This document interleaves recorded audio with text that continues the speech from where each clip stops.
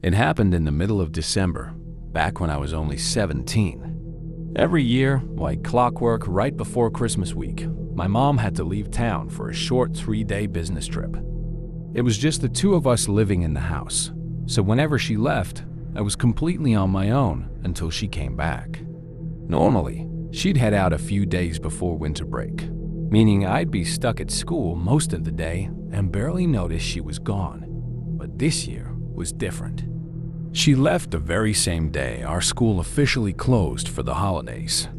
The moment she pulled out of the driveway, I realized I had the entire house to myself. And honestly, I was perfectly fine with that. All I wanted was to stay inside, relax, and do absolutely nothing. That plan worked out, mostly because leaving the house wasn't really an option anyway. Our city was getting hit with a pretty bad snowstorm.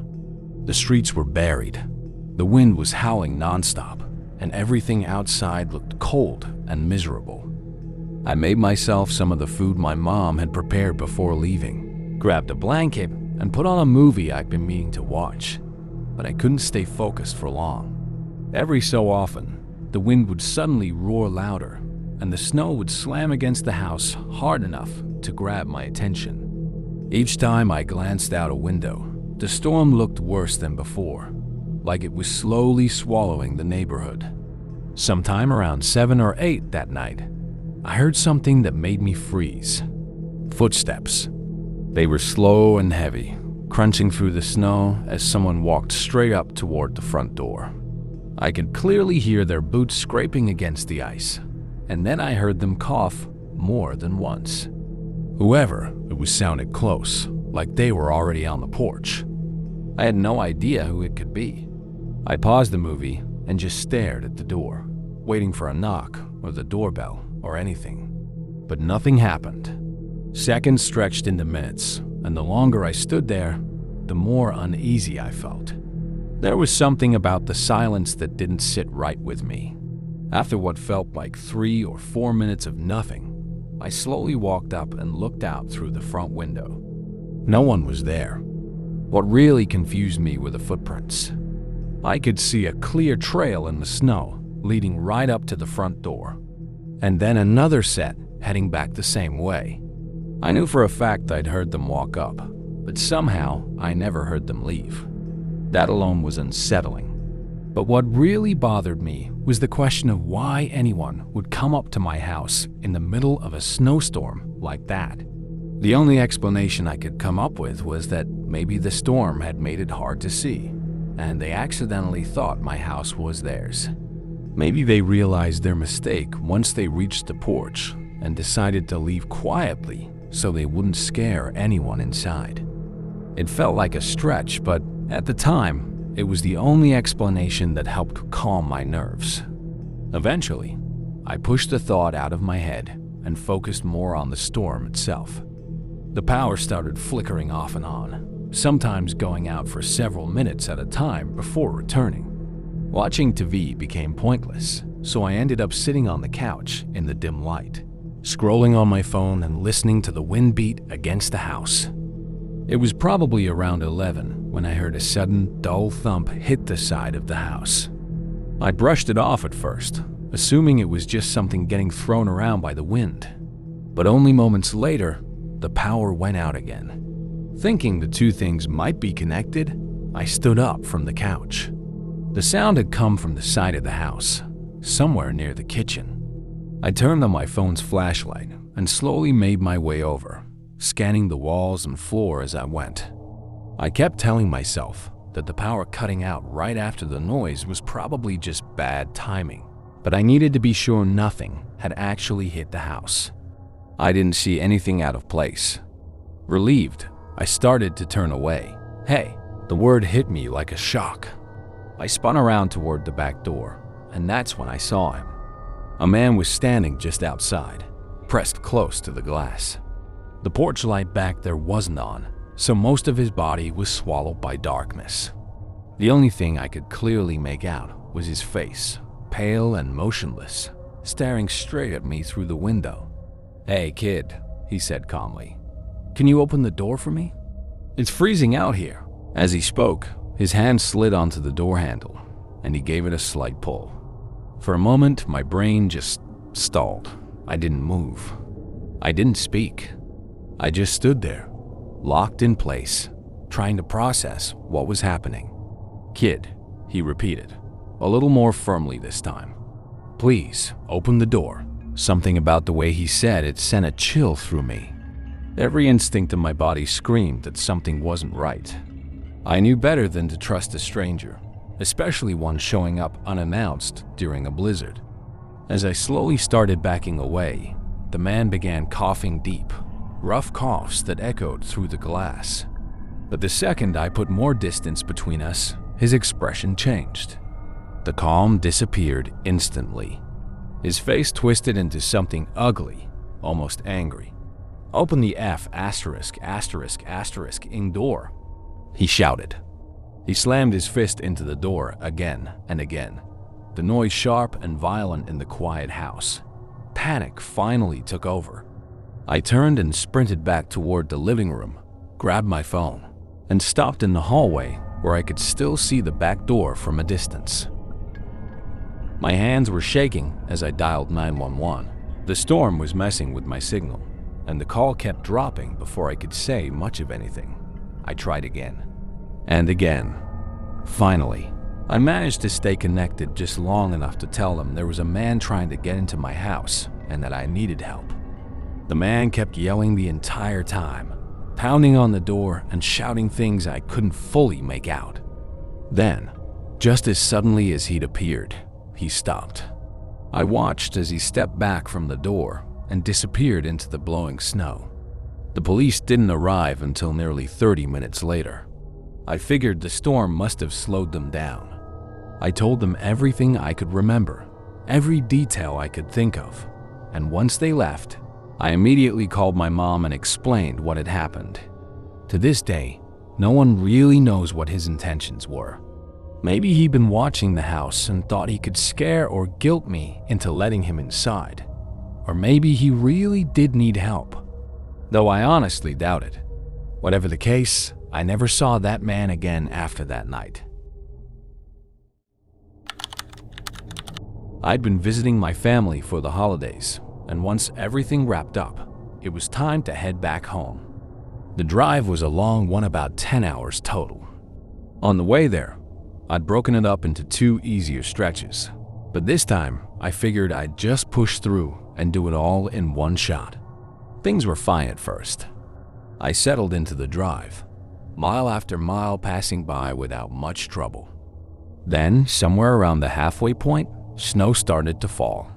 It was light at the beginning, barely worth paying attention to, so I didn't think much of it. But the farther I went, the worse it got. By the time I was only 3 hours from home, the snowfall had turned heavy.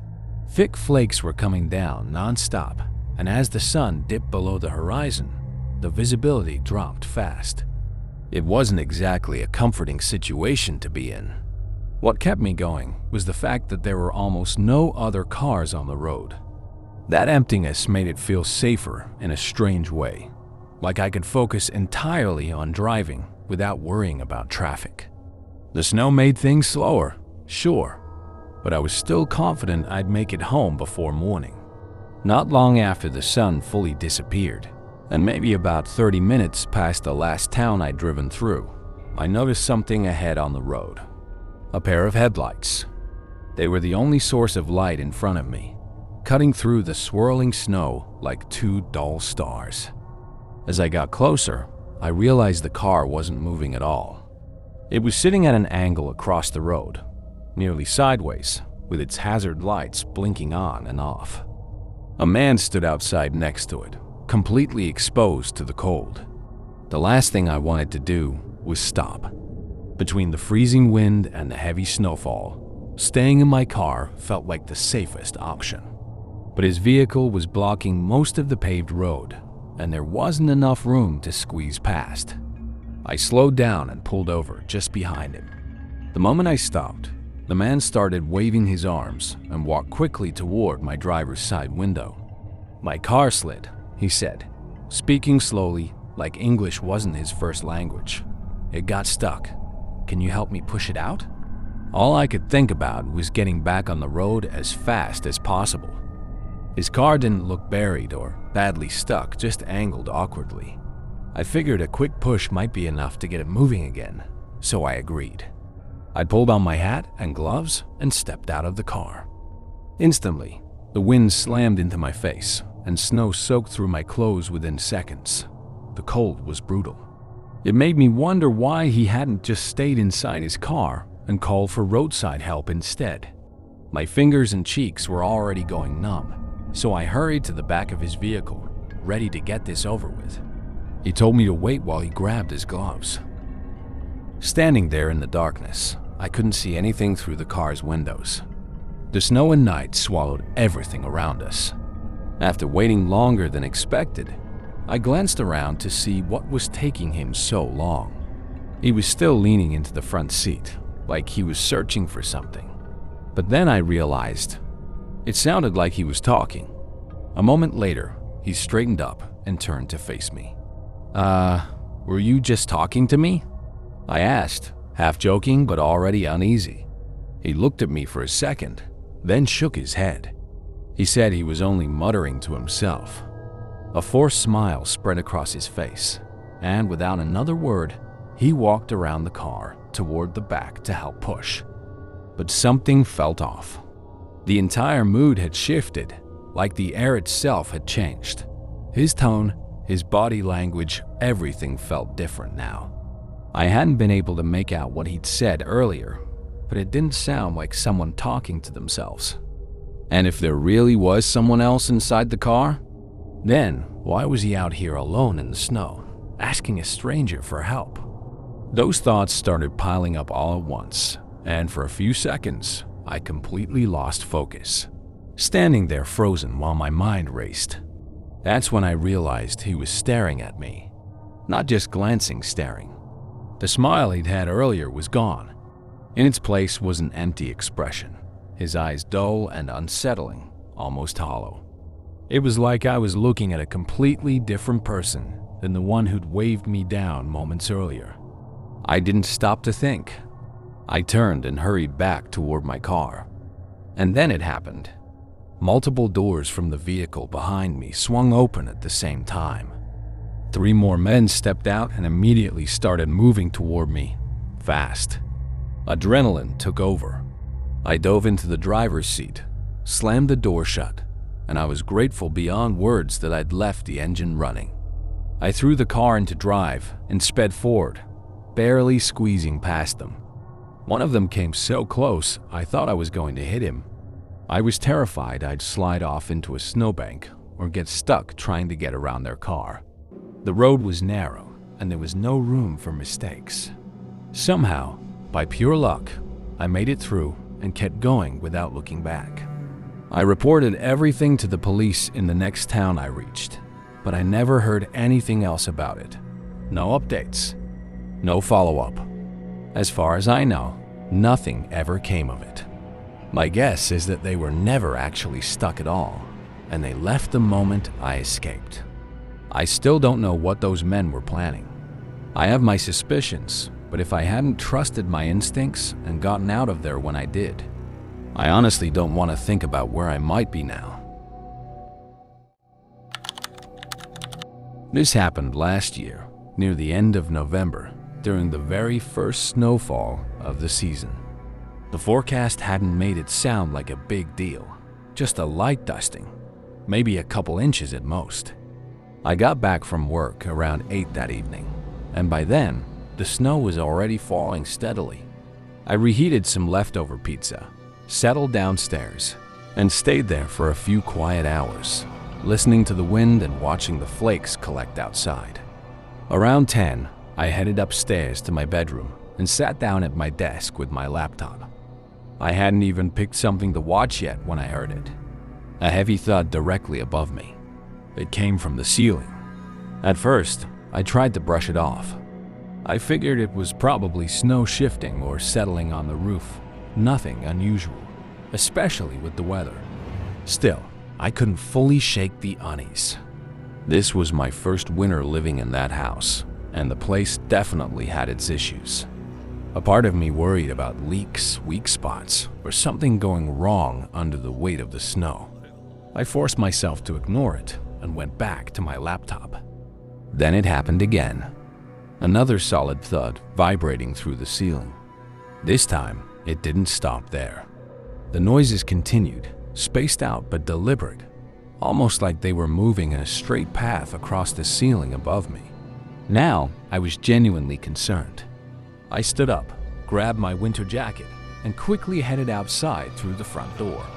The cold hit me instantly as I stepped onto the porch and looked up toward the roof. What I saw made my stomach drop. The side of the roof, directly above my bedroom, was completely clear, no snow at all.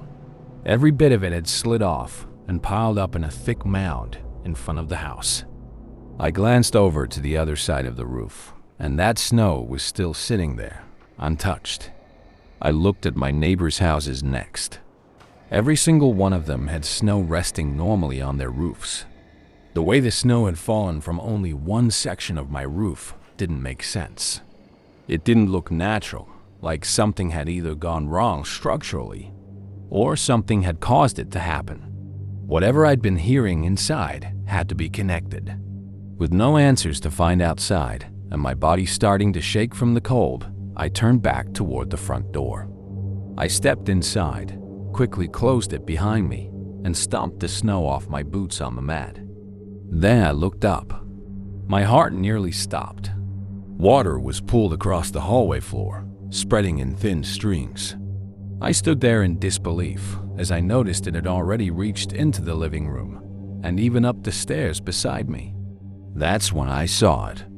A single boot print, pressed clearly into one of the puddles. I didn't think twice. I turned around immediately, walked straight back out the front door, and shut it behind me. I stood by the side of the road in the freezing cold, shaking as I called the police and tried to explain what I was seeing. I'd been on the phone with the police for maybe 30 seconds when something caught my eye. Movement. I looked up just in time to see a shadow pass in front of one of my bedroom windows. My breath caught in my throat. A second later, a figure stepped into view behind the glass, standing there and looking down toward me. It only lasted a moment. Then they stepped back out of sight. I didn't see anything else after that. No more movement. No shadows. Just the sound of the wind and my own breathing as I waited for the police to arrive. Standing there in the cold, my mind started putting everything together. Whoever it was must have climbed up onto the roof, causing the snow to slide off as they moved across it. There were several windows up there, 2 windows I honestly couldn't say for sure were even locked. When the officers finally showed up, they searched the house but didn't find anyone inside. Still, they pretty much confirmed what I'd already figured out. There were multiple trees growing close enough to the house that someone could easily climb onto the roof. With the windows being so accessible, the place would have been an easy target. That, according to them, was likely the reason it happened. Nothing had been taken, which somehow made it even more unsettling. The muddy shoe prints tracked through nearly every room, and the way they moved through the house felt less like someone stealing, and more like someone searching. What really gets to me is the timing. I must have gone outside to check the roof at the exact moment they were climbing in through a window. If I'd waited even a little longer, I might have run straight into them. And if I'd come back inside any sooner, they might not have left such obvious tracks that immediately warned me something was wrong. It's been almost a full year since that night, and nothing like it has happened again. Maybe it was just a one-time thing. But with so many unanswered questions, I don't think I'll ever truly feel safe thinking about what happened in that house that night.